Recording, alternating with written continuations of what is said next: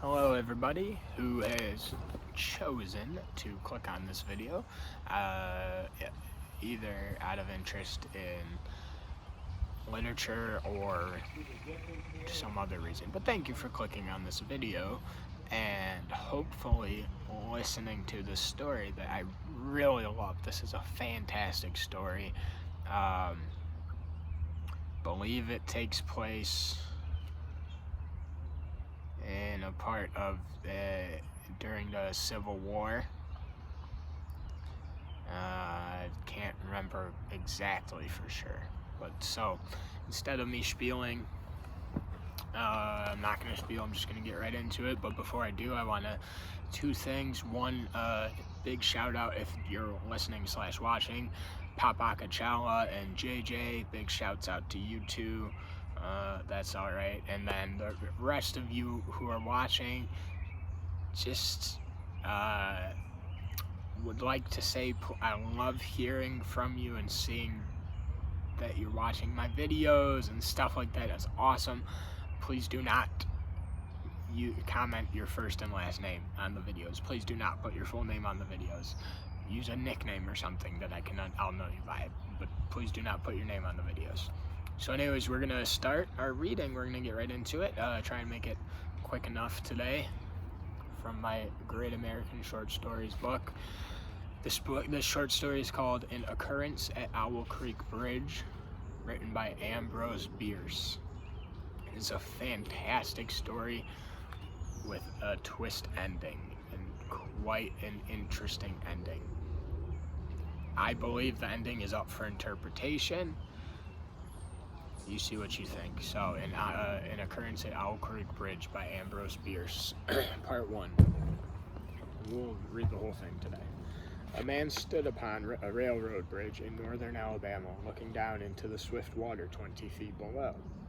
The man's hands were behind his back, the wrists bound with a cord. A rope closely encircled his neck. It was attached to a stout cross timber above his head, and the slack fell to the level of his knees. Some loose boards laid upon the sleepers supporting the metals of the railway supplied a footing for him and his executioners.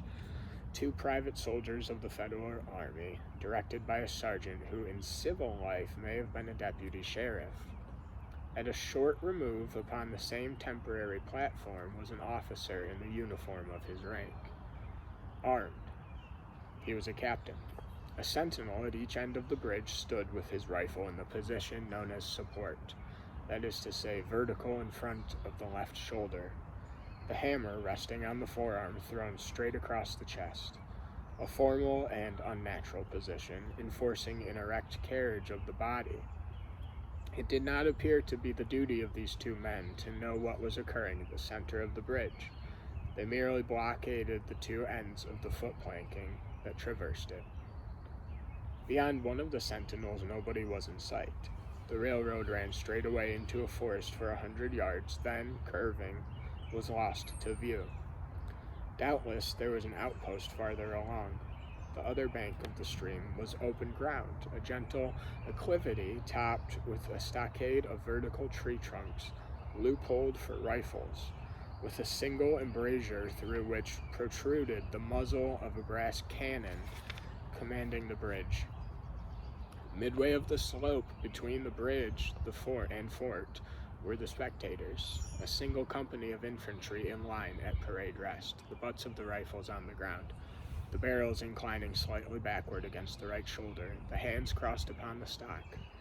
A lieutenant stood at the right of the line and pointed of his sword upon the ground, his left hand resting upon his right. Excepting the group of 4 at the center of the bridge, not a man moved.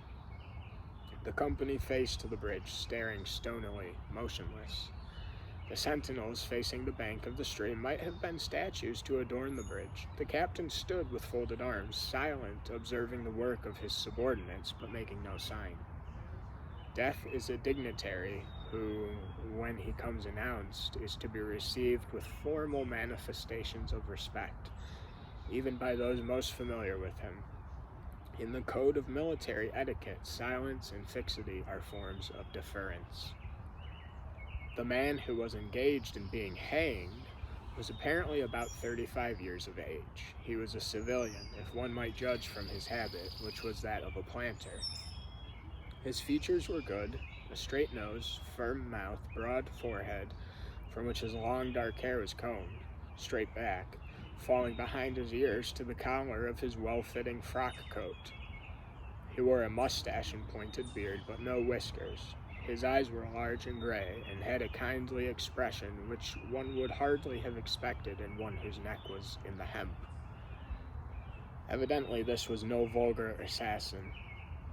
The liberal military code makes provision for hanging many kinds of persons, and gentlemen are not excluded. In the preparations being completed, the two private soldiers stepped aside, and each drew away the plank upon which he had been standing. The sergeant turned to the captain, saluted, and placed himself immediately behind the officer, who in turn moved apart one pace. These movements left the condemned man and the sergeant standing on the two ends of the same plank, which spanned 3 of the cross ties of the bridge. The end upon which the civilian stood almost, but not quite, reached a 4th. This plank had been held in place by the weight of the captain. It was now held by that of the sergeant. At a signal from the former, the latter would step aside, the plank would tilt, and the condemned man would go down between 2 ties. The arrangement commended itself to his judgment as simple and effective. His face had not been covered, nor his eyes bandaged. He looked a moment at his unsteadfast footing, then let his gaze wander to the swirling water of the stream racing madly beneath his feet. A piece of dancing driftwood caught his attention, and his eyes followed it down the current. How slow it appeared to move! What a sluggish stream! Important. He closed his eyes in order to fix his last thoughts upon his wife and children. The water, touched to gold by the early sun, the brooding mists under the banks at some distance down the stream, the fort, the soldiers, the piece of drift, all had distracted him, and now he became conscious of a new disturbance. Striking through the thought of his dear ones was a sound which he could neither ignore nor understand. A sharp, distinct, metallic percussion, like the stroke of a blacksmith's hammer upon the anvil. It had the same ringing quality. He wondered what it was, and whether immeasurably distant or nearby. It seemed both. Its recurrence was regular, but as slow as the tolling of a death knell. He awaited each stroke with impatience and, he knew not why, apprehension. The intervals of silence grew progressively longer. The delays became maddening. With their greater infrequency, the sounds increased in strength and sharpness. They hurt his ears like the thrust of a knife. He feared he would shriek. What he heard was the ticking of his watch. Something just happened. I think I accidentally did something on my phone, but pick up from where I left off. What he heard was the ticking of his watch.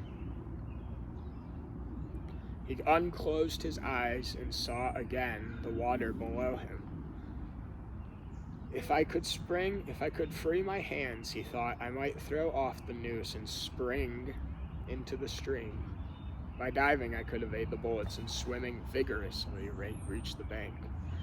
Take to the woods and get away from home.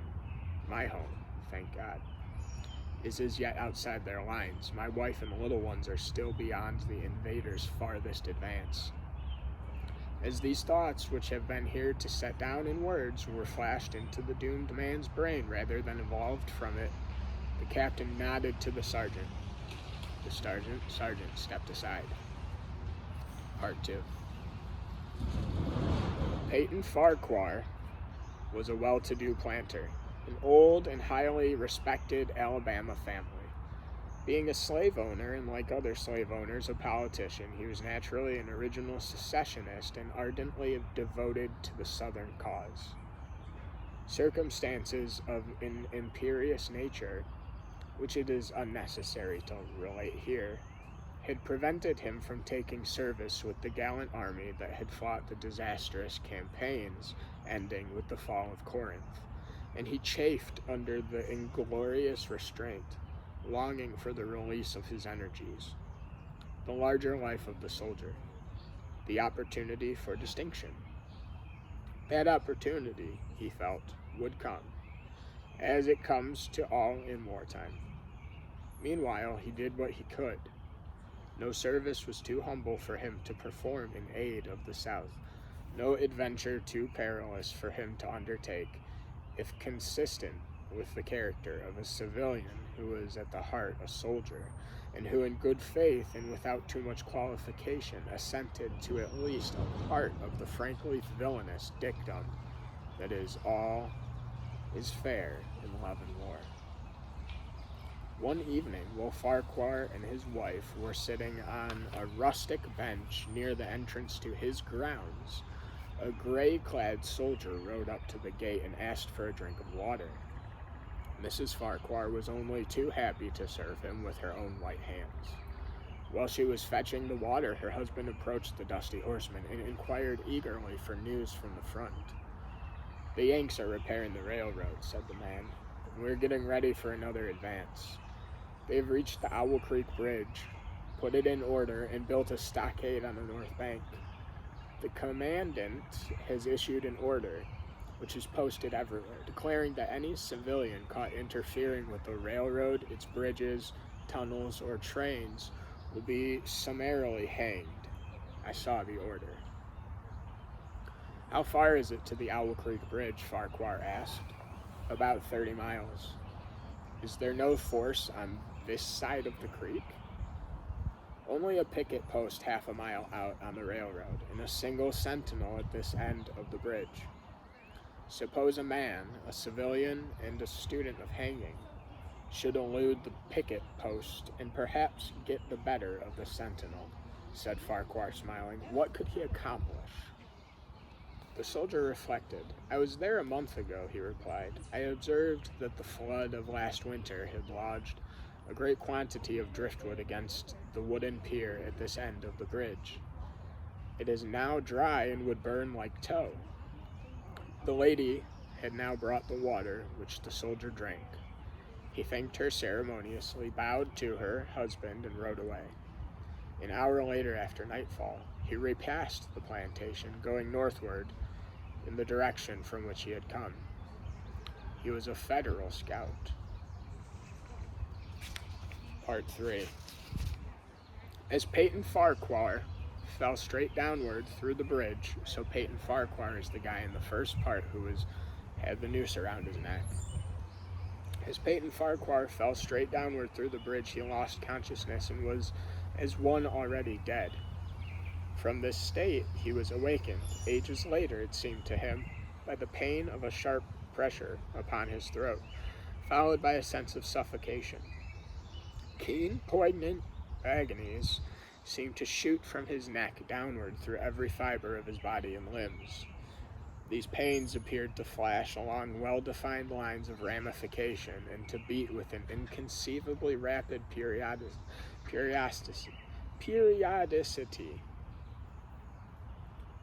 They seemed like streams of pulsating fire heating him to an intolerable temperature. As to his head, he was conscious of nothing but a feeling of fullness, of congestion. These sensations were unaccompanied by thought. The intellectual part of his nature was already effaced. He had power only to feel, and feeling was torment. He was conscious of motion, encompassed in a luminous cloud by which he was now merely the fiery heart, without material substance. He swung through unthinkable arcs of oscillation, like a vast pendulum. He's going through the water. Then all at once, with a terrible suddenness, the light about him shot upward with the noise of a loud plash. A frightening roaring was in his ears, and all was cold and dark. The power of thought was restored. He knew that the rope had broken, and he had fallen into the stream. There was no additional strangulation. The noose about his neck was already suffocating him and kept the water from his lungs. To die of hanging at the bottom of a river. The idea to him seemed so ludicrous. He opened his eyes in the darkness and saw above him a gleam of light, but how distant, how inaccessible. He was still sinking, for the light became fainter and fainter until it was a mere glimmer. Then it began to grow and brighten, and he knew that he was rising toward the surface, knew it with reluctance, for he was now very comfortable. To be hanged and drowned, he thought, that is not so bad, but I do not wish to be shot. No, I will not be shot. That is not fair. He was not conscious of an effort, but a sharp pain in his wrist apprised him that he was trying to free his hands. He gave the struggle his attention, as an idler might observe the feat of a juggler, without interest in the outcome. What splendid effort, what magnificent, what superhuman strength. Ah, that was a fine endeavor. Bravo! The cord fell away. His arms parted and floated upwards, the hands dimly seen on each side of the growing light. He watched them with a new interest, as first one and then the other pounced upon the noose at his neck. They tore it away and thrust it fiercely aside. Its undulations resembled those of a water snake. Put it back, he thought. He shouted these words to his hands, for the undoing of the noose had been succeeded by the direst pang that he had yet experienced. His neck ached horribly. His brain was on fire. His heart, which had been fluttering faintly, gave a leap, trying to force itself out at his mouth. His whole body was racked and wrenched with an insupportable anguish. But his disobedient hands gave no heed to the command. They beat the water vigorously with quick downward strokes, forcing him to the surface. He felt his head emerge. His eyes were blinded by the sunlight. His chest expanding convulsively, and with a supreme and crowning agony, his lungs engulfed a great draught of air, which instantly he expelled in a shriek. He was now in full possession of his physical senses. They were indeed preternaturally keen and alert. Something in the awful disturbance of his organic system had so exalted and refined them that they made record of things never before perceived. He felt the ripples upon his face and heard their separate sounds as they struck. He looked at the forest on the bank of the stream, saw the individual trees, the leaves, the veining of each leaf, saw the very insects upon them, the locusts, the brilliant bodied flies. A fly just landed on my book, I had to shake it. The gray spiders stretching their webs from twig to twig. He noted the prismatic colors of all the dewdrops upon a million blades of grass, the humming of the gnats that danced above the eddies of the stream, the beating of the dragonflies' wings, the strokes of their water spiders' legs, like oars which had lifted their boat. All these made audible music. A fish slid along beneath his eyes, and he heard the rush of its body parting the water. He had come to the surface facing down the stream. In a moment, the visible world seemed to wheel slowly round him. The pivotal point, and he saw the bridge, the fort, the soldiers upon the bridge, the captain, the sergeant, the two privates, his executioners. They were in silhouette against the blue sky. They shouted and gesticulated, pointing at him. The captain had drawn his pistol but did not fire. The others were unarmed. Their movements were grotesque and horrible, their forms gigantic. Suddenly he heard a sharp report, and something struck the water smartly within a few inches of his head, spattering his face with spray. He heard a second report and saw one of the sentinels with his rifle at his shoulder. A light cloud of blue smoke rising from the muzzle. The man in the water saw the eye of the man on the bridge gazing into his own through the sights of the rifle. He observed that it was a gray eye, and remembered having read that gray eyes were keenest and that all famous marksmen had them. Nevertheless, this one missed. A counter swirl had caught Farquhar and turned him half round. He was again looking into the forest on the bank opposite the fort. The sound of a clear, high voice in a monotonous sing-song now rang out behind him and came across the water with a distinctness that pierced ears. Although no soldier, he had frequented camps enough to know the dread significance of that deliberate, drawling, aspirating chant. The lieutenant on shore was taking a part in the morning's work. How coldly and pitilessly, with what an even calm intonation, presaging and enforcing tranquility in his men. With what accurately measured intervals fell those cruel words. "Attention, company! Shoulders ready! Ready! Aim! Fire!"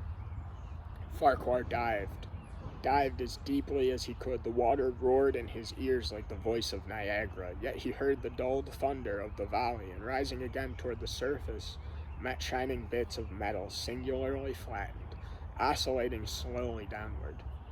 Some of them touched him on the face and hands, then they fell away, continuing their descent. One lodged between his collar and neck. It was uncomfortably warm, and he snatched it out. As he rose to the surface, gasping for breath, he saw that he had been a long time under the water. He was perceptibly farther downstream, nearer to safety. The soldiers had almost finished reloading. The metal ramrods flashed all at once in the sunshine, and they were drawn from the barrels, turned in the air, and thrust into their sockets. The two sentinels fired again, independently and ineffectually. The hunted man saw all this over his shoulder. He was now swimming vigorously with the current. His brain was as energetic as his arms and legs. He thought with the rapidity of lightning. The officer, he reasoned, will not make that martinet's error a second time. It is as easy to dodge a volley as a single shot. He has probably already given the command to fire at will. God help me, I cannot dodge them all. An appalling clash within 2 yards of him was followed by a loud rushing sound, diminuendo, which seemed to travel back through the air to the fort and died in an explosion which stirred the very river to its deeps. A rising sheet of water curved over him, fell down upon him, blinded him, and strangled him. The cannon had taken a hand in the game. As he shook his head free from the commotion of the smitten water, he heard the deflected shot humming through the air ahead, and in an instant it was cracking and smashing the branches in the forest beyond. They will not do that again, he thought. The next time they will use a charge of grape. I must keep my eye upon the gun. The smoke will apprise me. The report arrives too late. It lags behind the missile. That is a good gun. Suddenly he felt himself whirled round and round, spinning like a top.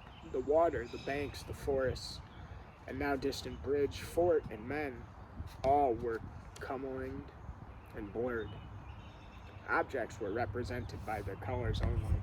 Circular, horizontal streaks of color. That was all he saw.